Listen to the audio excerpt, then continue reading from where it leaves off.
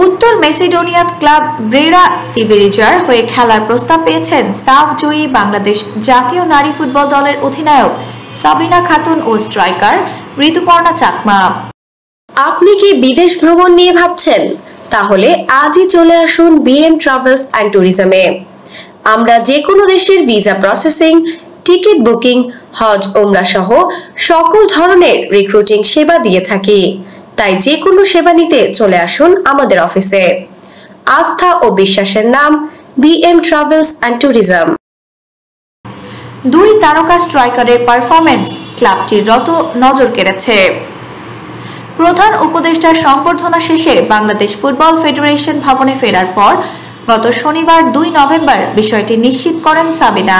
তিনি বলেন, ঋতুপর্ণা এবং আমি উত্তর ম্যাসেডোনিয়ার একটি ক্লাবের কাছ থেকে প্রস্তাব পেয়েছিলাম, কিন্তু কিছুই চূড়ান্ত হয়নি।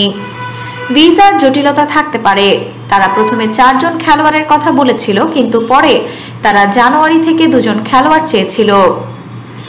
সাবিনা, সানজিদা, মনিকা সহ একাধিক নারী ফুটবলার এরই মধ্যে একাধিক বিদেশি ক্লাবে খেলেছেন, যদিও সেটি দক্ষিণ এশিয়া, বিশেষ করে ভারত, মালদ্বীপ ও ভুটানের মধ্যে সীমাবদ্ধ ছিল।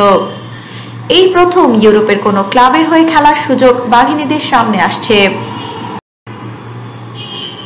ঘরোয়া লিগে উত্তর মেসিডোনিয়ার বর্তমান চ্যাম্পিয়ন ক্লাবটি আগামী মৌসুমে উয়েফা নারী চ্যাম্পিয়ন্স লিগের গ্রুপ পর্বে খেলার যোগ্যতা অর্জন করবে। এখন পর্যন্ত ব্রেরা তিবেরিজা লিগের পয়েন্ট টেবিলের শীর্ষেই আছে। সাবিনা, ঋতুপর্ণারা ওই দলের স্কোয়াডে যোগ দিতে পারলে তাদের উয়েফা নারী চ্যাম্পিয়ন্স লিগে খেলার সুযোগ থাকবে। আফসানা নওরিন, বাংলা স্পোর্টস।